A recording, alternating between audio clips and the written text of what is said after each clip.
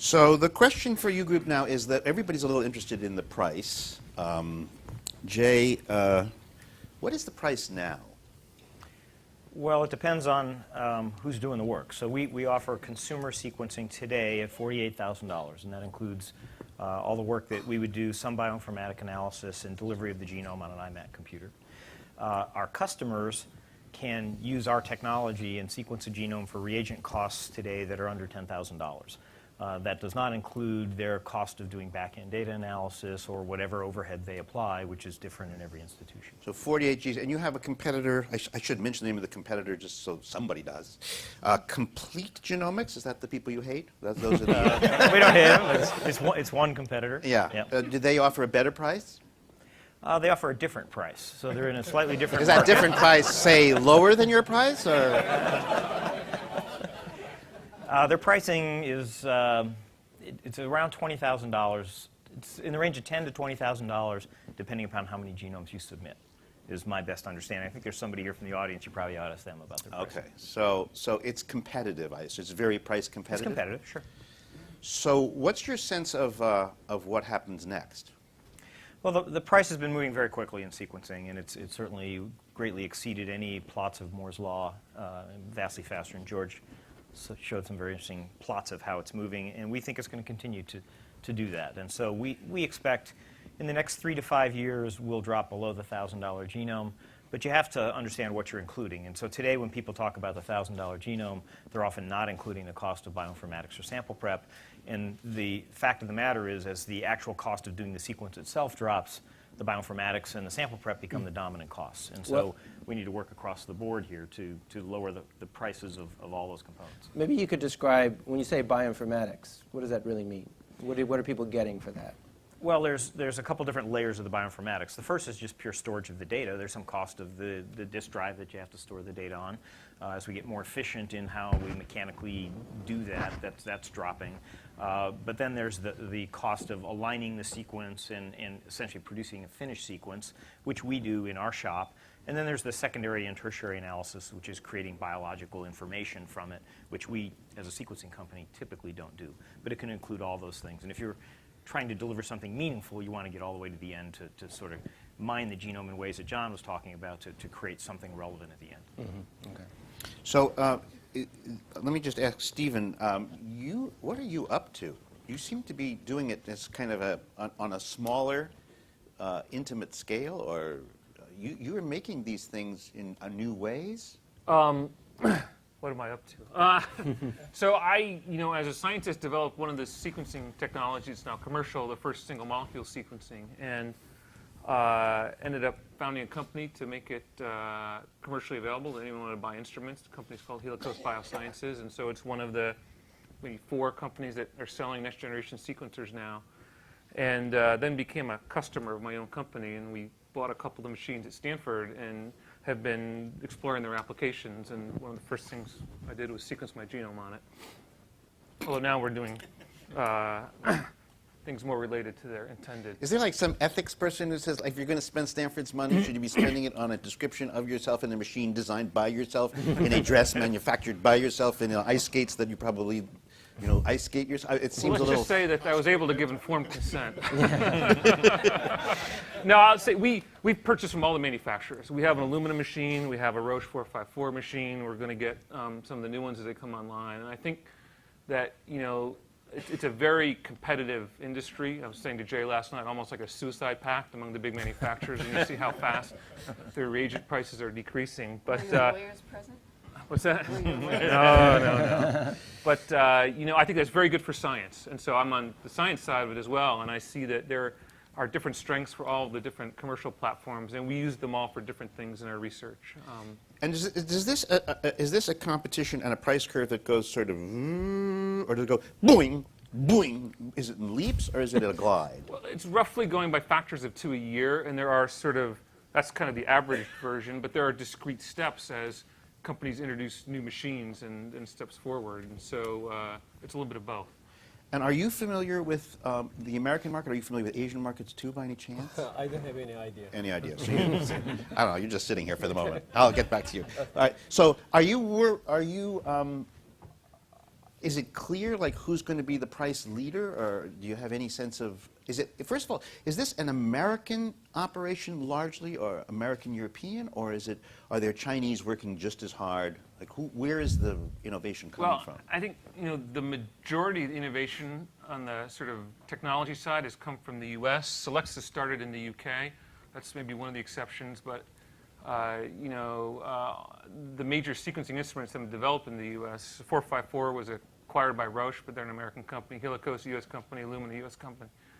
Life, U.S. company. And so, as far as being the innovators of building the machines that are powering this, it's been a tremendous contribution by the U.S. But I think as far as figuring out how to use them, it's become a worldwide effort, and the groups in Asia are very impressive. I mean, Korea, Beijing, the investments they've made in sort of the scientific infrastructure for how to apply the technology are, in some ways, surpassing the U.S. at this point. They are. Yeah. Is it because of some, I mean, I'm not too great on machines, and Carl's very better in machines than me, but is there something about the machines in China or Asia that are just based on a completely different logic than the ones in? No, they're buying the American machines. So they just have more of them. Yeah, but yeah.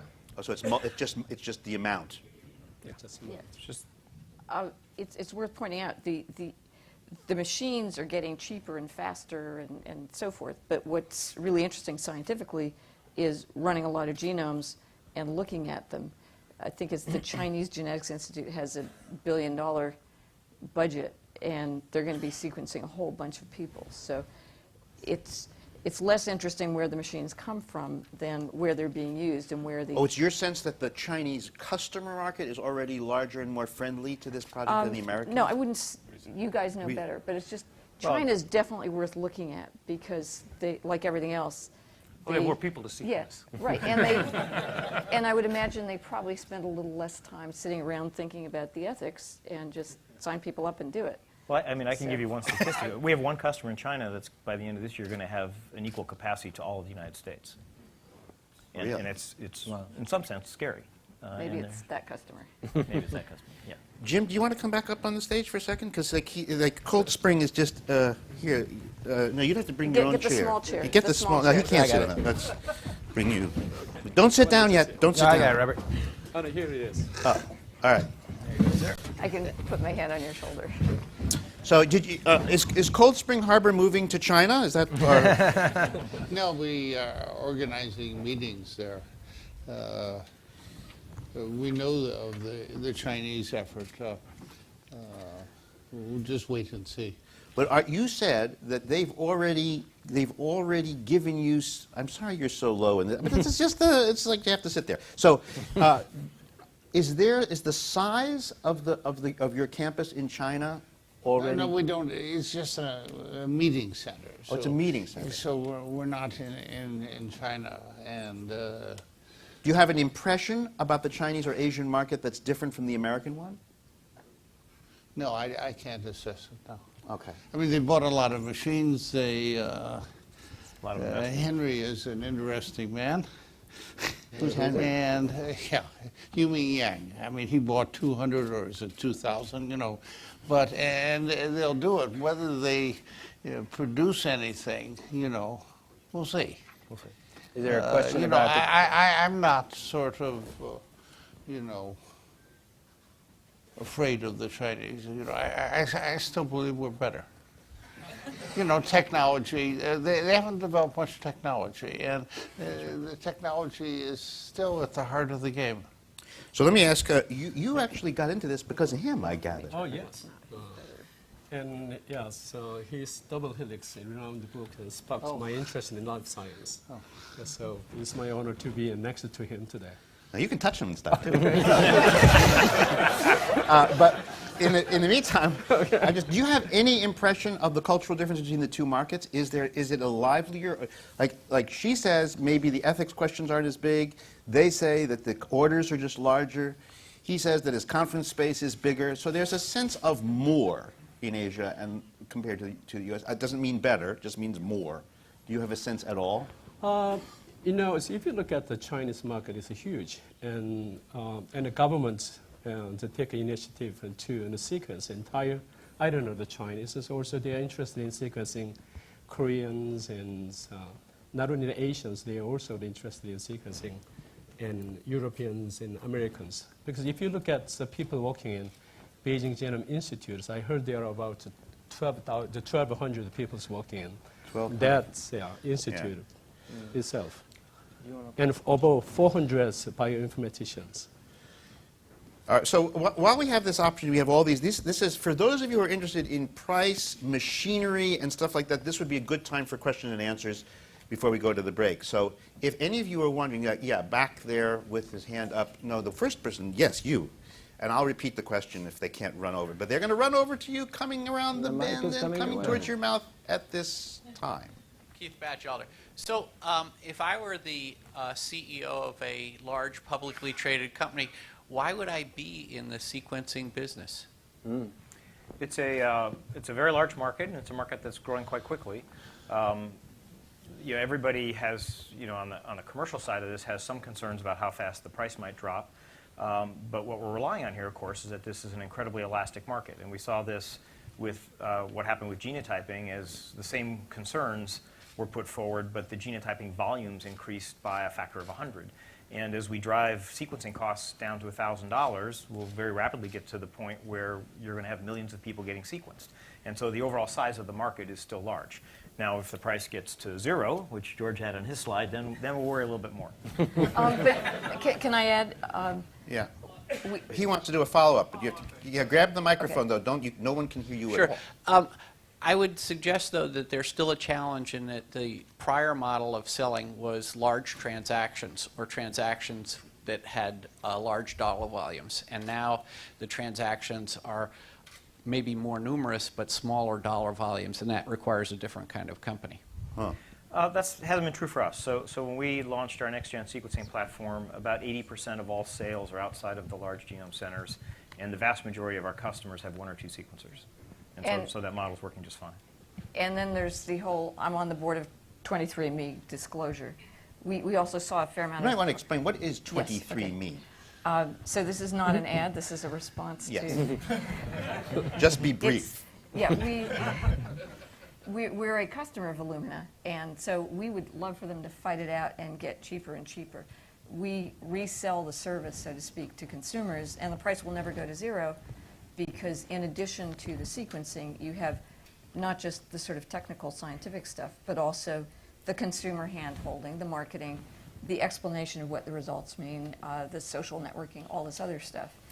We, in honor of 23 Day, 23andMe, 23 chromosomes, we dropped our price to $99 on the web on Friday and saw a huge response, which, to be candid, $99 is not a price at which we make huge amounts of money, but it is a price at which we get members, at which we educate and inform people. Someday we will probably be offering whole genome sequencing as well.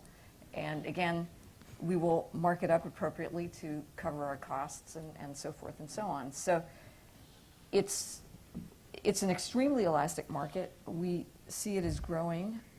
We see the opportunity to offer a whole lot of ancillary services, including at some point, I have my Fitbit here, which it tells me how much I walk. I'd like to have my genome, my health data, my activity data, all these things put together. And then, indeed, I can get really good personalized information. Let me just ask, for $99, you get what? I get a... You will get a little package in the mail so that you can spit into a vial. You put that back into the packaging. It goes to the lab. It gets sequenced. And then... Genotyped. Sorry, genotyped, excuse me. That's a serious distinction. It gets genotyped, and then you get an email from us that says, go to the website, put in your code, and you can claim your data.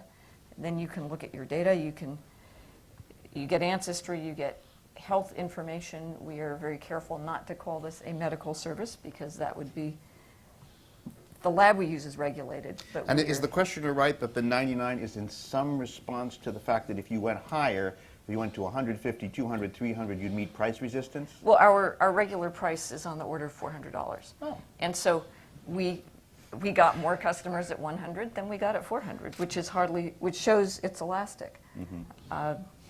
Yeah, how about you in the, yeah, you. Hi, I'm Min Lee from Seong-Jim Institute. So, I mean, today we're talking about a lot of technology issues with the genome sequencing. But my understanding with this field is for the last several years, a lot of people have been focused on more likely a technology side, how cheap we can sequence and how fast we can sequence. But currently still, sequencing is not that cheap to be taken as a more public effort. But at the same time, my understanding with the sequencing, it could take a week or it could be a month to do the primary analysis. And after that, it takes actually a very long time to do all the follow-up analysis that it can be used as a medical or the clinical informations. So the current bottleneck for the whole genome industry is actually more likely a front side with the technologies and the analysis. You mean if it were speedier to do and learn, that it would be more customers?